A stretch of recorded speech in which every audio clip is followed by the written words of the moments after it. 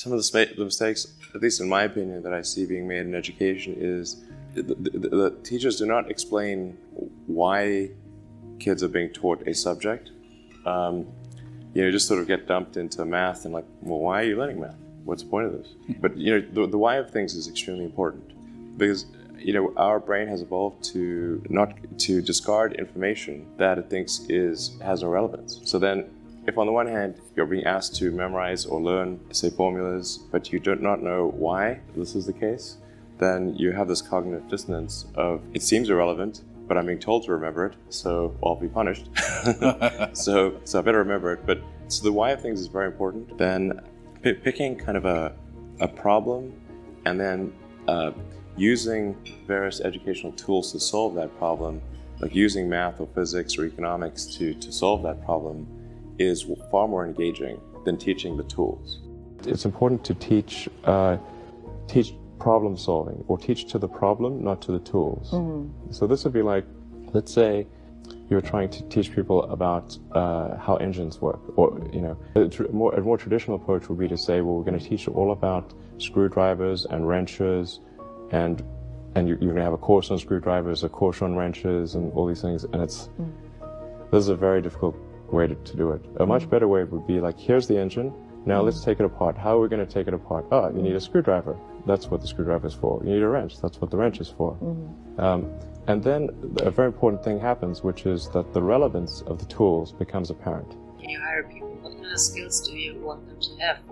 When I interview somebody, I really just ask them to tell me the story of their career and what are some of the tougher problems that they dealt with, how they dealt with those, and how they made decisions at key transition points. And usually that's enough for me to get a very good gut feel about someone. And what I'm really looking for is evidence of exceptional ability. So did they face really difficult problems and overcome them? And then of course you want to make sure that if there was some significant accomplishment, were they really responsible, or was somebody else more responsible? And usually the person who's had to struggle with the problem, they really understand it, and they don't forget.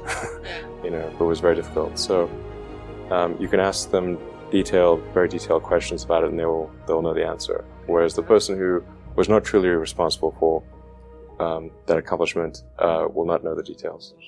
You don't need college to learn stuff, okay? Everything is available basically for free.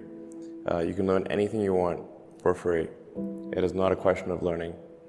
There is a value that colleges have, which is like, seeing whether can somebody work hard at something, including a bunch of sort of annoying homework assignments, and still do their homework assignments and kind of soldier through and get it done.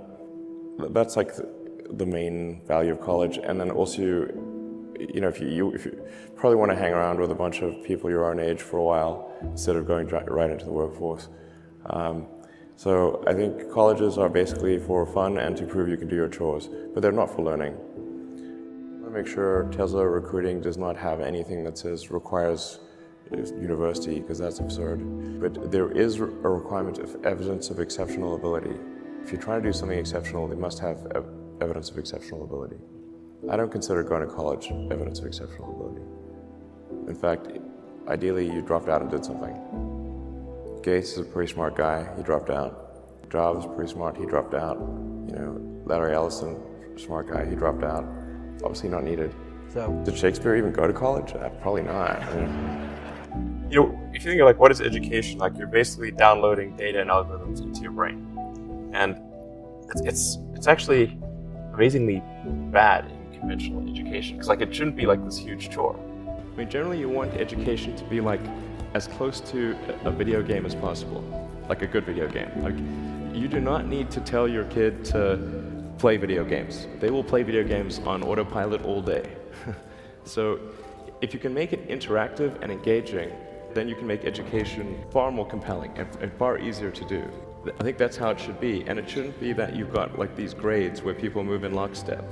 And so everyone will go through English, math, science and so forth from like 5th grade to 6th grade to 7th grade like it's an assembly line.